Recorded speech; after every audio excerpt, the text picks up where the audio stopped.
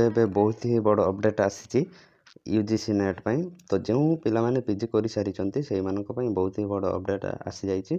तो देखु आम देखा यूजीसी नेट तार डिटेल्स देखा केबे ऑनलाइन आरंभ होबे लास्ट डेट अच्छी संपूर्ण डिटेल्स जाना। तो गूगल क्रोम को आसतु, Google Chrome search bar search करूँ UGC NET. Okay, UGC NET search करदेले देखु वेबसाइट आसी जाइए, ऑफिशियल वेबसाइट आपण मैंने देखिपारे। ये देखु opening of the online portal for submission of online application form for UGC NET June 2023। तो यार ऊपर क्लिक कर दिंतु। ओके, मुझे डाउनलोड कर सारी से do you want to download कौचे डाउनलोड एगेन ऊपर क्लिक करदेली।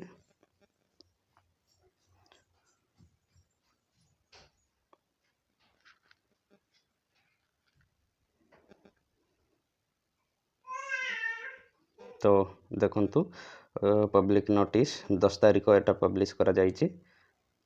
ओके, ये देखु submission of online application form 10 May 10 May रु 31 मे पर्यंत अच्छी डेडलाइन। देन तौक देखु last date for submission of examination fee. Examination fee अच्छी ताकू जून 1 तारिख भितर ताकू पेमेंट करिवार अच्छी। ओके, देन 3 नंबर देखु correction in the particular in online application form. एटा जून 2 रु 3 तारिख भितर आपण को करबा को हबो। तापरे announcement of city of examination centre एटा first week of June month रे हबो। तापरे देखु 4 number downloading of admit card अच्छी second week of June month, second week of June month अच्छी।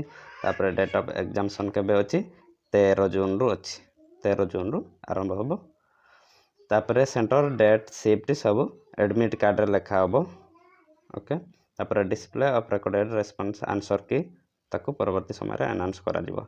तो सबुठारु इंपोर्टेंट कथा हैला जे एप्लिकेशन फी देखिबा को गने देखंतु जनरल पिला मानक पई अनरिजर्व पिला मानक पई 1150 टका अछि, 1150 टका एप्लिकेशन फी अछि। तापरे ओबीसी पिला मानक पई जनरल ईडब्ल्यूएस ओबीसी एनसीएल मानक पई 600 टका अछि। तापरे एसटीएससी तापरे पीडब्ल्यूडी कैंडिडेट मानक पई 325 टका एप्लिकेशन फी अछि। ओके, तो देखंतु एटी तळको आसंतु इंपोर्टेंट इंस्ट्रक्शन आपण माने चाहिले पढी पारिबे केमिति ऑनलाइन रे अप्लाई करि पारिबे तार वेबसाइट देखि पारिबे। ओके, तो तळे भी आपण माने देखि पारिबे हेल्पलाइन नंबर अछि एटी। तो ए नंबर को आपण माने कॉल करि पारिबे एवं संपूर्ण तथ्य विषय रे आपण बुझि पारिबे। तो या थिला इंफॉर्मेशन आपण मानक पई।